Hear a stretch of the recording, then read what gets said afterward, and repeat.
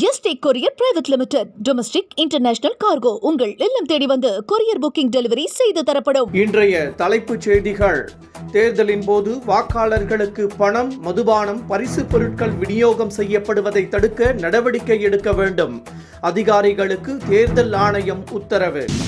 ரஷ்யாவிடமிருந்து கச்சா எண்ணெய் வாங்குவதை இந்தியா விரைவில் நிறுத்தும். மீண்டும் வம்பு இழுத்தார் ட்ரம்ப். தமிழகத்தில் தீபாவளி பண்டிகையை முன்னிட்டு சொந்த ஊர்களில் கொண்டாட பயணிக்கும் மக்கள். கடந்த 2 நாட்களில் மட்டும் அரசு பேருந்துகளில் 3 லட்சம் பேர் பயணம் செய்ததாக போக்குவரத்து துறை அறிவிப்பு. தமிழகத்தில் பரவலாக தொடர்ந்து பெய்து வரும் கனமழை. உருவானது அரபிக்கடல் பகுதியில் குறைந்த காற்றழுத்த தாழ்வு பகுதி. கடந்த சில நாட்களாக தொடர்ந்து உச்சத்தை தொட்டு வந்த தங்கம் இன்று திடீரென சரிவு. சவரனுக்கு 2000 ரூபாய் குறைந்தது. இனி விரிவான செய்திகள். வாக்காளர்களுக்கு பணம், மது கொடுப்பதை தடுக்க நடவடிக்கை எடுக்க வேண்டும் என அதிகாரிகளுக்கு தேர்தல் ஆணையம் உத்தரவிட்டுள்ளது. பீகார் சட்டமன்ற தேர்தல் அடுத்த மாதம் நடைபெறுகிறது. இந்த தேர்தலின் போது முறைகேடுகளை தடுப்பதற்காக தேர்தல் ஆணையம் தீவிர நடவடிக்கை மேற்கொண்டுள்ளது. இதற்காக விரிவான செயல் திட்டம் வகுப்பது குறித்து தேர்தல் ஆணையம் ஆலோசனை நடத்தியது. இதில் அமலாக்கத்துறை, ரிசர்வ் வங்கி, மத்திய அரசின் நேரடி வரிகள் வாரியம் உள்ளிட்ட துறைகளைச் சேர்ந்த அதிகாரிகள் கலந்து கொண்டனர்.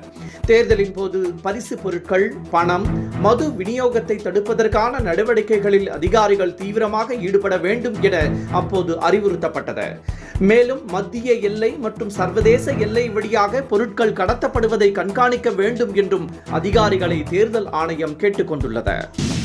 நாடு முழுவதும் தற்போது டிஜிட்டல் கைது அதிகரித்து வருவது குறித்து உச்சநீதிமன்றம் கவலை தெரிவித்துள்ளது.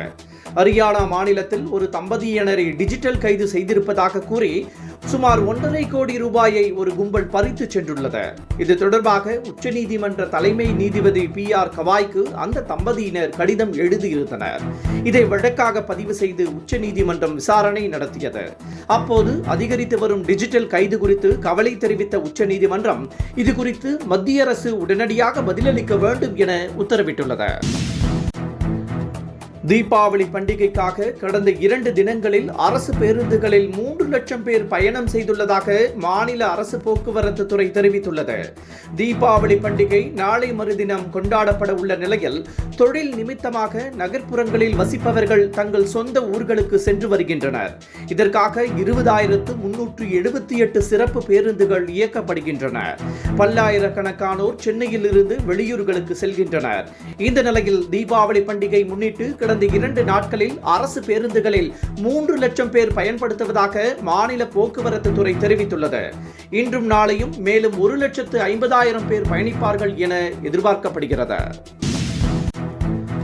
தீபாவளியையொட்டி வரும் 21ஆம் தேதி விடுமுறை தினமாக தமிழக அரசு அறிவித்துள்ளது.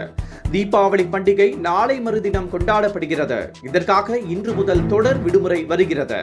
இந்த நிலையில் தீபாவளிக்கு மறுநாளான 21ஆம் தேதி விடுமுறை அறிவிக்க வேண்டும் என்ற கோரிக்கை எழுந்தது. இதனை ஏற்று 21ஆம் தேதி விடுமுறையாக தமிழக அரசு அறிவித்துள்ளது. தீபாவளிக்காக வெளியூர் சென்று இருப்பவர்கள் திரும்புவதற்கு வசதியாக இந்த விடுமுறை அறிவிக்கப்படுவதாகவும் தெரிவிக்கப்பட்டுள்ளது. தமிழகத்தில் வடகிழக்கு பருவமழை பெய்து வரும் நிலையில் அரபிக்கடலில் குறைந்த காற்றழுத்த தாழ்வு பகுதி உருவாகியுள்ளதாக இந்திய வானிலை ஆய்வு மையம் தெரிவித்துள்ளது. அடுத்த 48 மணி நேரத்தில் இந்த காற்றழுத்த தாழ்வு பகுதி தாழ்வு மண்டலமாக வலுப்பெறும் என்றும் இந்திய வானிலை ஆய்வு மையம் கூறியுள்ளது. மேலும் தென்கிழக்கு வங்கக்கடல் பகுதியில் வரும் 24ஆம் தேதி குறைந்த காற்றழுத்த தாழ்வு பகுதி உருவாக வாய்ப்புள்ளதாகவும் அது மேற்கு வடமேற்கு திசையில் தமிழ்நாட்டின் கடலோர பகுதிகளை நோக்கி நகர வாய்ப்புள்ளதாகவும் தெரிவிக்கப்பட்டுள்ளது.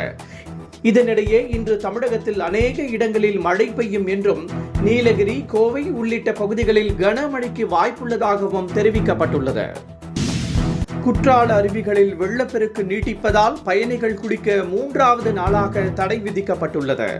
தமிழகத்தின் வடகிழக்கு பருவமழை நேற்று முன்தினம் தொடங்கிய நிலையில் தென் மாவட்டங்களில் கனமழை கொட்டி தீர்த்து வருகிறது. நெல்லை, தென்காசி ஆகிய மாவட்டங்களில் நேற்று 2வது நாளாக பலத்த மழை பெய்தது.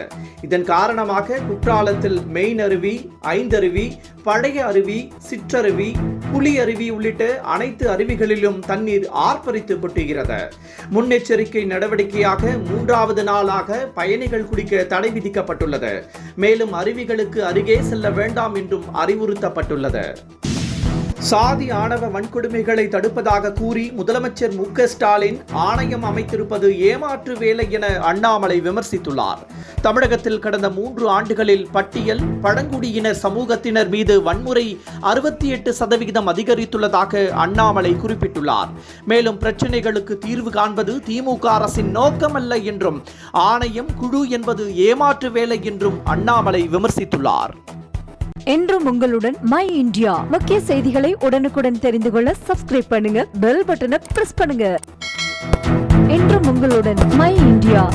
Yesterday courier private limited. Domestic international cargo உங்கள் இல்லம் தேடி வந்து கொரியர் புக்கிங் டெலிவரி செய்து தரப்படும்.